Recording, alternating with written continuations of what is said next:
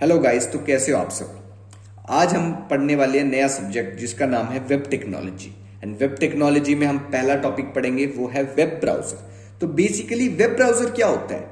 Web browser एक application software है जो हमें हेल्प करती है world wide web, that is www या लोकल वेबसाइट्स को एक्सेस करने के लिए। जैसे कि हमारे पास गूगल क्रोम है। सपोज मैं आपको इस एग्जांपल से समझाता हूं। ये हमारा वेब ब्राउजर है, ये है हमारी गूगल क्रोम। ठीक है। यहां पर ऊपर गूगल क्रोम के एक यूआरएल लिखने के लिए होता है। यूआरएल मतलब यूनिफॉर्म रिसोर्स लोकेटर, एक वेबसाइट का एड्रेस जनरेट करके जो हमें देगा और जिससे हमारा वेब पेज ओपन होगा। तो हमने यहाँ पे यूआरएल लिख दिया। यूआरएल लिख दिया हमने, सपोज मैंने लिख दिया टेक त्यागी नोट्स। अब वो गया सर्वर के पास, सर्वर के पास गया। अब हमारा यूआरएल सर्वर के पास गया, सर्वर ने देखा क्या आया है, request for tech Tyagi notes. अब टेक त्यागी नोट्स का वेब पेज होता है, जो वो वेब पेज सर्वर हमारे ब्राउजर को भेज देगा और वो ब्राउजर की बदौलत यूजर को शो हो जाएगा। तो ये काम होता है हमारे वेब ब्राउजर का। अब हम पढ़ लेते हैं इसकी थोड़ी theory. A web browser is basically an application software used for accessing the World Wide Web or a local website।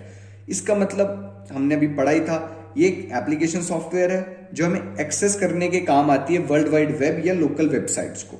When a user requests a web page from a particular website, the web browser requests for the necessary content from the web server and then displays the page on the user's device।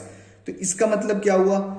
जब एक user एक web page के लिए request करता है किसी particular website पे, तो वेब ब्राउजर का काम क्या होता है? वो रिक्वेस्ट करता है कि जो भी कंटेंट उस वेब पेज का है जो हमें चाहिए, वो वेब सर्वर से रिक्वेस्ट करेगा और वेब सर्वर उसको रिस्पॉन्स में उस वेब पेज को वेब ब्राउजर के पास भेजेगा और वो डिस्प्ले हो जाएगा यूजर के डिवाइस पे। It acts as an interface between the server and client and request to the server for web documents.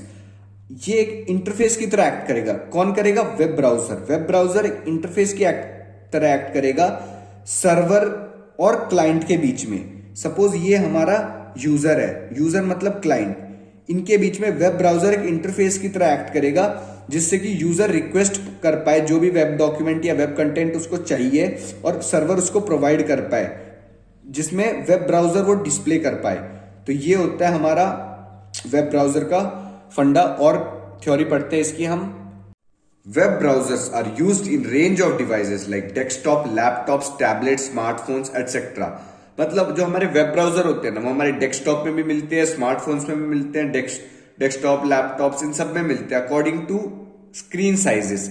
जैसे हमारे फोन में भी गूगल क्रोम चलता है, हमारे डेस्कटॉप पे भी चलता है और हमारे लैपटॉप पे भी चलता है। अब हमने कई बार देखा है कुछ साइट्स हमारी मोबाइल में नहीं खुलती, पर आजकल गूगल क्रोम ने हमें ऑप्शन दिया हुआ है व्यू एज डेस्कटॉप साइट।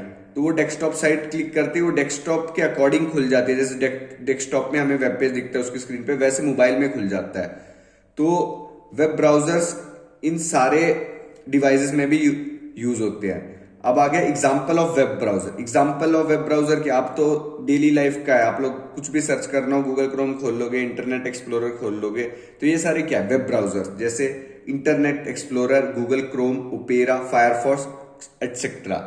तो ये सारे हो गए हमारे example of web browsers. Thank you, hope करता हूं आपको समझ में आया होगा। लाइक करें, सब्सक्राइब करें।